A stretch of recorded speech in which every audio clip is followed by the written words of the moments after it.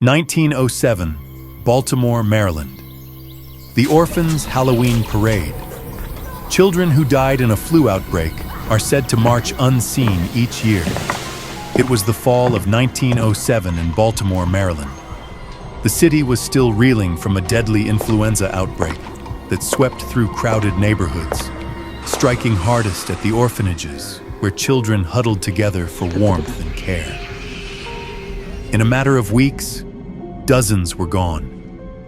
Tiny coffins carried quietly through cobblestone streets, their laughter silenced before it had truly begun.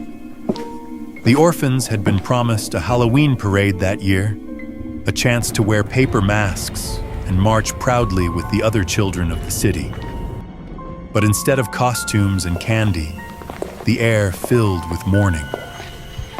Parents whispered about the lost children, and the parade went on without them, until the stories began. Weeks after the outbreak, residents near the old orphanage reported hearing faint music on Halloween night. A thin whistle of a fife, the beat of small shoes against the cobblestones, as if a parade no one could see was still marching. At first, it was dismissed as grief echoing in the mind, but year after year, the reports grew. Some swore they heard children laughing in the distance. Others claimed to glimpse shadows of tiny figures, masks painted in chalky whites and blacks, marching in rows before vanishing into the night. The backstory only deepened the mystery.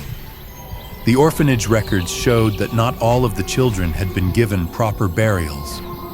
Overwhelmed by the sheer number of deaths, some bodies were said to have been placed in unmarked graves in the field behind the building. A hurried attempt to move on, but the past never stays buried so easily.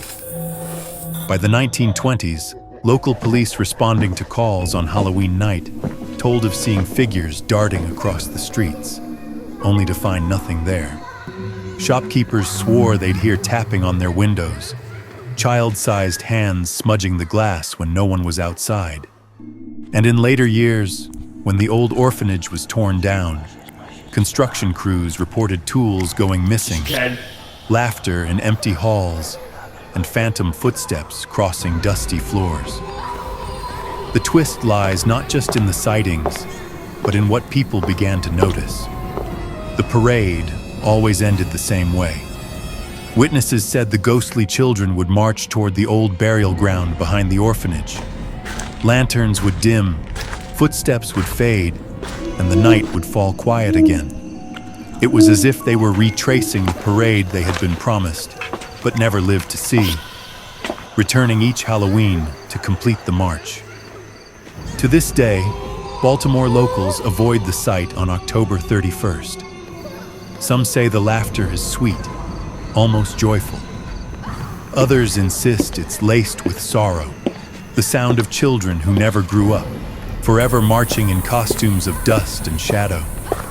And so the Orphans Parade endures, not in celebration, but in haunting reminder.